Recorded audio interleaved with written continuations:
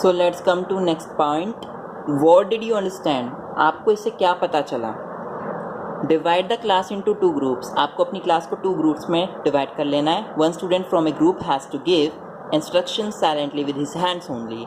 एक स्टूडेंट क्या करेगा, ग्रुप में से अपने हैंड से इंस्ट्रक्शन देगा, मतलब उसे बोलना नहीं है. जैसे लीडर होता है ना, मॉनिटर होता है क्लास में, तो दोनों ग्रुप्स का एक एक लीडर बना लीजिए और वो आपको इंस्ट्रक्शन साइलेंटली देगा विद हिज हैंड्स ओनली, मतलब उसे साइन लैंग्वेज यूज़ करना है, बोलना नहीं है. एज स्टैंड अप, जैसे ही वो खड़ा होगा, और came here, open the book etcetera.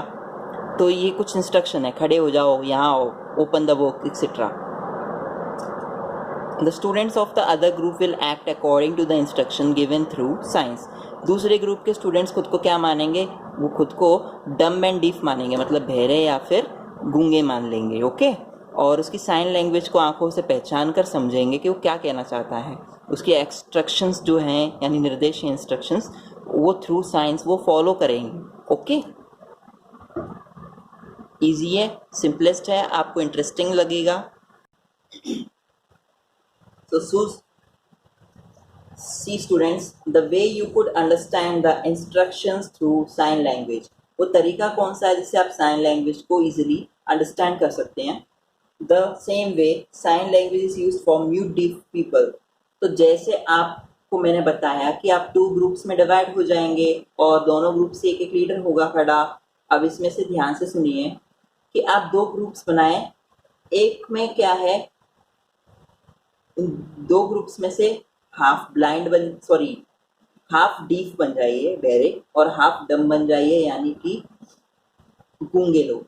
अब एक जो है ना, आप में से बॉय ऐसा बनेगा जो कुछ बोलेगा नहीं. आपको बस अपनी आंखों का यूज करना पड़ेगा, क्योंकि आप बोल नहीं सकते और सुन नहीं सकते, ऐसे लोगों में डिवाइड हो चुके हैं. तो सामने वाला बोलेगा, वो भी मुंह से नहीं बोलेगा, वो साइन लैंग्वेज यूज करेगा. मीन्स ये जैसे वो A to Z सभी लेटर्स के लिए एक टाइप की साइन लैंग्वेज आपको इस चार्ट में दिखाई गई है, यू कैन सी. तो आपको इस साइन लैंग्वेज का यूज करना है.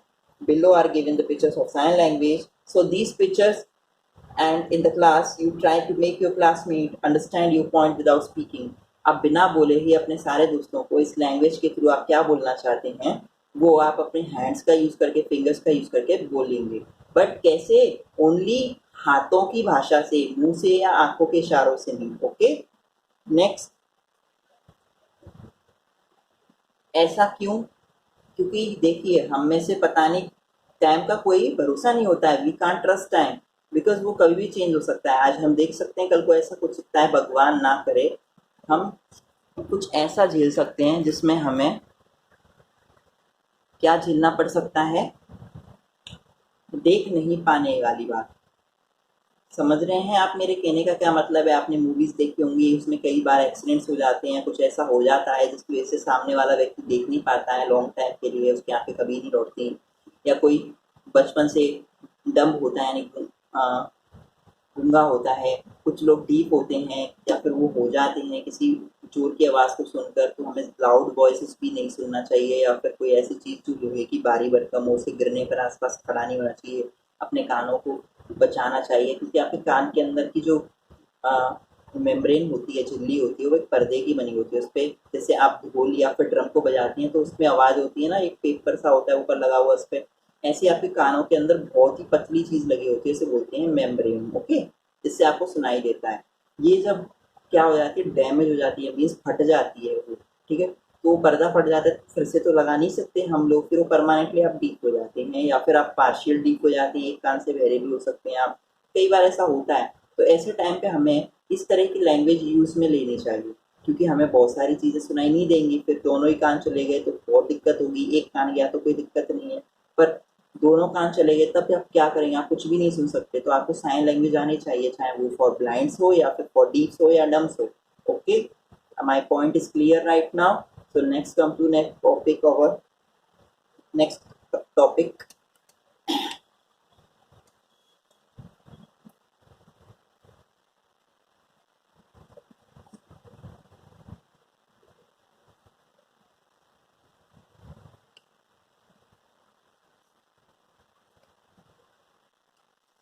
students, our last topic is cerebral palsy.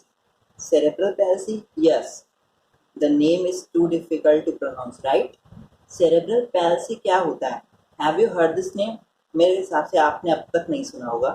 This is a kind of disease, एक टाइप का डिसीज है जो आपके हैंड्स, लेग्स और अदर ऑर्गन्स में हो जाता है। जो उसके पेशेंट होते हैं ना, जिस व्यक्ति को ये हो जाता है, वो नॉर्मल होते हैं।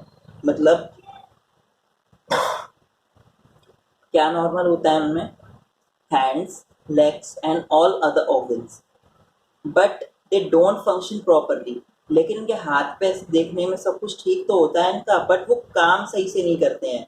मीन्स अगर आपको ग्लास उठाना हो तो आप ग्लास को सही से उठा नहीं पाएंगे, कुछ वजन उठाना हो, किसी को कुछ लेकर आना हो, तो आप बहुत सारे बॉडी के जो फंक्शंस होने ना, चलने फिरने, दौड़ने उठने बैठने, खाने पीने के, हाथों से पैरों से जो भी आप एक्टिविटीज़ करते हैं, ये सब क्या हो जाती है? मेल फंक्शन, यानी खराब हो जाते हैं। The cause of this disease is that the brain of the patient suffering from it has no control upon his organs.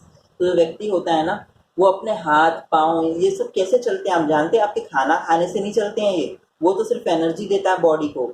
असल में आपका ब्रेन कंट्रोल करता है। अगर आपके ब्रेन के टू पार्ट्स हैं, यूँ मान लीजिए, जो लेफ्ट वाला हिस्सा है ना बॉडी का, लेफ्ट हैंड है, वो कौन कंट्रोल करता है पता है? आपका राइट वाला ब्रेन। और ऐसे आपके राइट हैंड वाला जो लेग हैंड है, इन्हें कौन कंट्रोल करता है पता है? लेफ्ट ब्रेन करता है। तो अपोजिट है, आपको दोनों ही टाइप के ब्रेन्स की ज़रूरत है। इनमें से अगर एक भी ब्रेन डैमेज हो जाता है तो वो दूसरे टाइप तरफ की अपोजिट डायरेक्शन की सारी बॉडी मूवमेंट्स को क्या कर देता है? सीज कर देता है, मतलब स्टॉप। तो this disease in this disease we come to know about the malfunctions of the organs due to uncontrol। Okay, uncontrol होने की वजह से ब्रेन है ना, सभी पार्ट्स पर बॉडी के चला नहीं पाता है। मतलब हम अपने हाथ की एक उंगली भी हिलाना चाहें तो भी हमारी ब्रेन काम करती है और कई सारी मसल्स मिलकर हिला पाती हैं, बट आपका ब्रेन जो है वो वर्क ही नहीं ले पा रहा है, लोड ही नहीं ले पा रहा है, क्योंकि कनेक्शन से बाहर हो गया है, यूँ मान लीजिए। ओके, जैसे घर में एक स्विच है बिजली का, वो फैन चलाता है, टीवी चलाता है, अगर वो स्विच खराब हो जाए तो क्या फैन और टीवी ऑटोमेटिक चलेंगे? No, not at all. उनको क्या करना पड़ेगा? फिर दोबारा कनेक्ट करना पड़ेगा। तो ये सेरेब्रल पैल्सी बस इसी तरह से मान लीजिए कि उसमें जैसे बिजली बहती है, ऐसे ये जो पार्ट्स होते हैं ना हमारे, इसमें खून बहता है और कंट्रोल के लिए कई प्रकार की सिग्नल्स होते हैं जो हमारा माइंड जो है वो रिसीव करता है। अगर आपको कोई चीज़ उठानी है तो आपका दिमाग है ना, वो बोलेगा अब मुझे हाथ उठाकर इसको बढ़ाना है, तो वो आपका ब्रेन सभी डिसाइड करता है। तो इट मीन्स आपकी ब्रेन बहुत कुछ कंट्रोल करता है। Okay, cerebral palsy is a very very dangerous disease. आपको इससे बचने के लिए मेंटल गेम्स खेलने चाहिए, likewise ludo, chess, okay, carrom. तो इनसे क्या होता है कि आपका फिजिकल तो होगा ही, लेकिन जो मेंटल है ना, मेंटल हेल्थ वेरी नेसेसरी होती है। मान लीजिए आपका शरीर तो मजबूत है बट आपका ब्रेन फेल हो गया, तो इसका मतलब आपकी बॉडी चाहे कितनी भी लोड को उठा पा सकती हो, लेकिन अब वो बिना ब्रेन के ऐसी है जैसे कि एक मोबाइल बिना चार्ज के हो जाएगा। मतलब उसके अंदर सारे ऐप्स हैं, सारे गेम्स हैं, बट चार्ज ही नहीं है, तो आप क्या खेलोगे? तो ऐसे ही आपका ब्रेन है और आपकी बॉडी और various parts of it. Okay,